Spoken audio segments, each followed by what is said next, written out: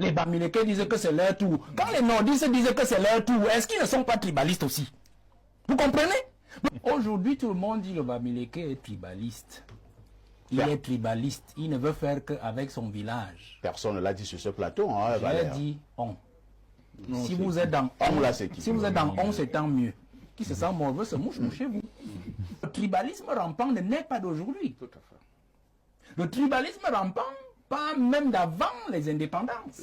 C'est-à-dire qui a été imposé par le colon. Tout à fait. Scinder, couper certaines provinces des autres. Parce qu'en fait, le Bamileke, pour arriver à Yaoundé, avait besoin d'un passe, vous appelez ça comment? C'était un laissez-passer.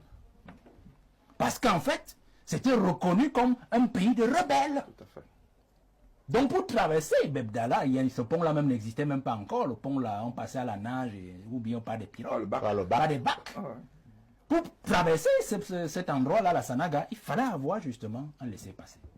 Voilà les causes, les premiers fondements du tribalisme, c'est-à-dire que les populations des autres régions regardaient déjà à partir du laissez-passer les gens de l'Ouest comme des gens dangereux. Parce que le blanc leur dit, c'est des rebelles, ils contestent le pouvoir. Et vous, vous êtes à Yaoundé, c'est le siège de l'institution, vous avez tout. Vous êtes à Douala, c'est le siège de... Vous avez tout. Il faut craindre ces gens. Pour partir, traverser le pont du Mungo, le Bamileke avait besoin de laisser passer. Ça, c'est ce qu'il faut dire aux Camerounais. Les fondements donc, du tribalisme partent de là, c'est-à-dire la crainte de certaines tribus envers les autres. Tout à fait. La crainte du Camerounais envers un autre, à l'égard des autres. Cela a donc rampé jusqu'en 82.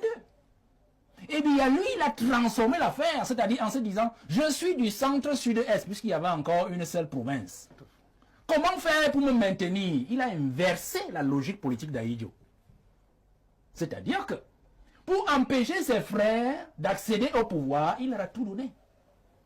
Et il a plutôt fait des autres, des aigris, qui vont toujours prier au quotidien pour que lui, il tienne le pouvoir afin de les délivrer de la même mise de ses propres frères au pouvoir. La logique aujourd'hui, quand vous vous plaignez, vous dites que les boules ont tout, les boules ont tout, les boules ont tout. Nous voulons le chassement, nous voulons chasser les boules du pouvoir, nous voulons chasser. Bien, être tranquille.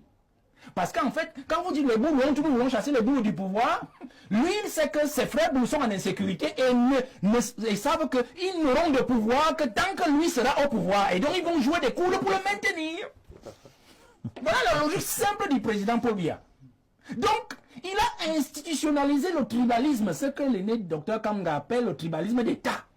Pour que ses frères soient toujours insécurisés par les revendications des autres tribus lésées. Et que justement ses frères travaillent au quotidien pour le maintenir au pouvoir. Aussi simple que ça. On n'a pas besoin d'expliquer de midi à 14h.